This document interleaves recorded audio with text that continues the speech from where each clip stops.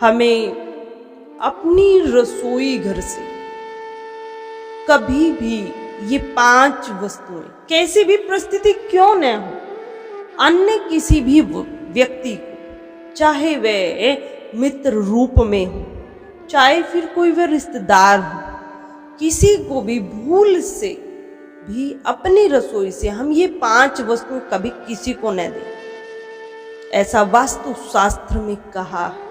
तो वो पहली जो वस्तु है, जो माताएं कहती हैं ना कि साध्वी जी रसोई में बहुत सब कुछ आता है, परंतु पाते भी सब जन हैं, परंतु घर में किसी न किसी बात पर मन मिटाव कलेश बना रहता है। तो रसोई घर भी हमारे उस प्रकार के वातावरण में कहीं ना कहीं रसोई घर का प्रभाव भी पड़ता है। तो रसोई घर से 5 वस्तुएं हम कदापि भूल कर भी किसी को दान न दें। पहली वस्तु है चावल। जितनी सफेद वस्तुएं कही गई हैं, सफेद वस्तु में कौन सी वस्तु आती, हम स्वतः ध्यान दें। सफेद वस्तु में चावल आते हैं, आटा भी सफेद वस्तु में आता है, चीनी आती है, नमक आता है, अन्य कुछ और भी पदार्थ हैं वे भी आते हैं। तो सफेद वस्तुएं माँ में अन्नपूर्णा माता का वास, और ये वस्तुएं हम अपनी रसोई में लेकर आए तो केवल अपने प्रयोग के लिए, और इन जिन पात्र में हम इन वस्तुओं को रखते हैं, जैसे आटे का कनस्तर है या कोई पात्र है जिसमें हम रखते हैं, उसको खाली भी नहीं होना देना चाहिए।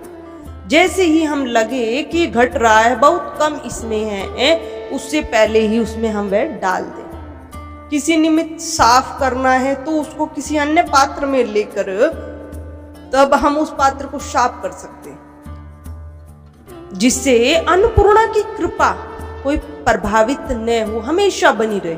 तो चावल है, आटा है, चीनी है, नमक है, ये कदापि भूलकर हमें ये वस्तुएं दान में नहीं देनी चाहिए। दूसरा है जिसका प्रयोग हम रोटी बनाने में करते हैं, चकला और बेलन। तो चकला बेलन देखने में लकड़ी के पात्र, कई बार होता है बाजार में बहुत अच्छे पात्र आ रहे हैं, इनके बहुत अच्छा हमने चकला देखा, बेलन देखा, तो हम वह नवा खरीद कर ले आए और पुराना किसी पड़ोसन को या अन्य किसी व्यक्ति को दे दिया।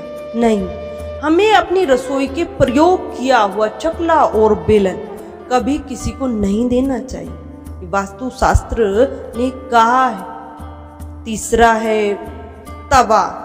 जो तवा जिसपे हम रोटी बनाते, माताएं बनाती, वे तवा भी भले ही वो खराब हो जाए, क्योंकि वस्तु है, हर एक वस्तु की एक एज है, कब तक वह चल सकता है, खराब तो होगा।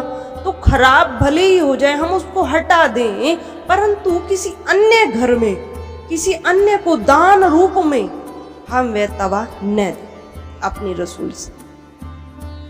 चौथा है कि हम अपने घर की जो हल्दी है, जो हमने रसोई में हम अपने घर के यूज के लिए लेकर आए हैं, उस हल्दी में से किसी को भी, अन्य कोई भी व्यक्ति क्यों न हो, हमें कदापि भूल कर भी हल्दी का दान न करें।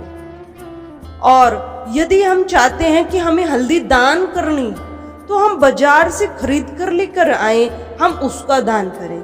यदि आटे का दान करना है तो बाजार से खरीद कर लाएं, उसका दान करें, पर अपनी रसोई की इन वस्तुओं का हम कदापि दान नहीं करें। 5वां झाड़ू है कि झाड़ू का कभी भी हम दान न करें। जो हम रसोई घर में यूज करते हैं जिस झाड़ू को, उसको सोचते हैं कि हम कुछ खराब पुरानी हो गई है, चलो ये पड़ोस में दे देते हैं और अपने यहाँ नवी ले आते हैं। नहीं, हम उस व्यक्ति को यदि हमें देना है तो नवा खरीद कर दे सकते हैं, परंतु अपने घर का यूज किया हुआ हम वह झाड़ू उसको न दें, क्योंकि झाड़ू लक्ष्मी स्वरूप माना गया, झाड़ू में लक्ष्मी का निवास कहा गया है। तो हमें कदापि झाड़ू का दान नहीं करना चाहिए जो हम घर में यूज करते हैं। तो यदि हम इन छोटी छोटी बातों पर, कहने में सब छोटी, परंतु इन छोटी छोटी बातों का हमारे जीवन पर विशेष प्रभाव पड़ता है, इन छोटी बातों से हमारा जीवन सुंदर बनता है। घर में लक्ष्मी जी का स्थायी निवास होता है। जो ग्रह क्लेश कहा गया है, छोटी छोटी चीजों पर क्लेश कहा गया है, पितृदोष कहा गया है, वो समाप्त होता है। तो भूल कर भी हम इन 5 वस्तुओं का दान कदापि अपनी रसोई से न करें। माताएं विशेष रूप से इसका ध्यान रखें। बोलिए श्री सच्चिदानंद भगवान की। जीवन में आई समस्या से निपटने हेतु व घर में सुख शांति हेतु आप भी परम पूज्य साध्वी जी से अपना प्रश्न कमेंट बॉक्स में लिखकर पूछ सकते हैं। पूज्य साध्वी जी के प्रवचन प्राप्त करने हेतु दिव्यवाणी चैनल को सब्सक्राइब करें, वीडियो को लाइक करें और शेयर करें और चैनल को सब्सक्राइब करना न भूलें।